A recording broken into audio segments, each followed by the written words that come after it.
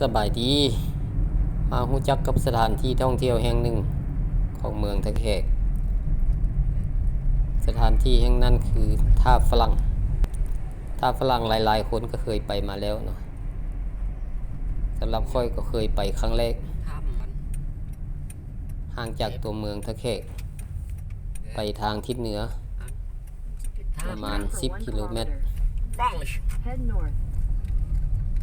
อันนี้เป็นทางแยกเนาะทางแว่ลงไปก็จะมีทางดินแดงประมาณ1กิโลเมตรแต่ทางแดงนี่เข้าไปแต่เขาบ้านมาน้ำผลนี่คือสิคิดตุ่มนี่มาฮอดแล้วเนาะสถานที่จอดรถกว้างขวางจอดรถได้หลายคัน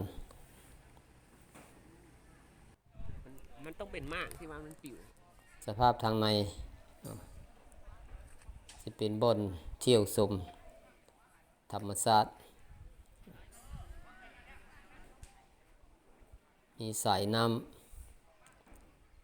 ำเป็นสีครามนะอันนี้ทางในของเพิ่นก็จะมีครัวข้ามน้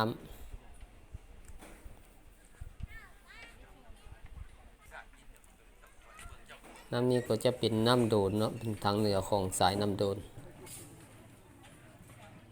เพิ่นก็จะมีเรือแพเนาะมีแพมีตู้เป็นเฮือนแพเฮ็ดเป็นซุ่มไปแบบนี้เนาะสะดวกสบายแค่ผู้นั่งเล่นนี่ก็จะมีเฮือนพักอยู่ทางไกลนี่มีเฮือนพักแคมน้ำเนาะเฮือนพักอยู่ถึงก็มีเนาะอยู่ถึงบกก็มีอยู่แคมน้ำก็มีแล้วก็มีบริการเรือ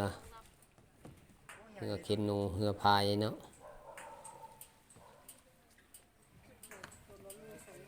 อันนี้ที่เป็นป่าเนาะสะออนหลายเนาะมีปลาหลายแท้อยู่กับบ่อนคนนั่งพักผ่อนนั่งกินเครื่องดื่มนั่งกินอาหารจะมีปลาหลายๆอยู่แถวนี้เนาะส่วนหลายจะมีแต่ปลาปากปลาหลายแท้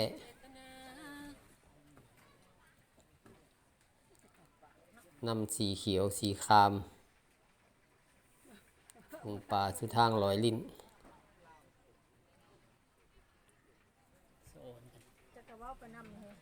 ถือว่าเป็นสถานที่หนึ่งที่เป็นบ่อนพักผ่อนหย่อนใจ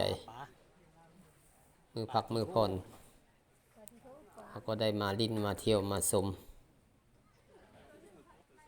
ตามสถานที่แห่งนี้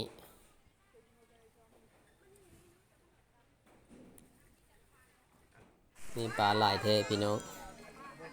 อย่างนี้ก็มีซุ้มไทยฮูปเนาะมีบ่อนไทยฮูปทำเค็มน้ำก็มีบ่อนไทยฮูปแบบนี้เนาะก็สิเห็นวิว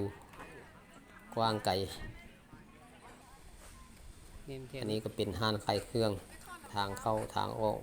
แถวนี้อย่าลืมไปเที่ยวไปชมกันพี่น้อง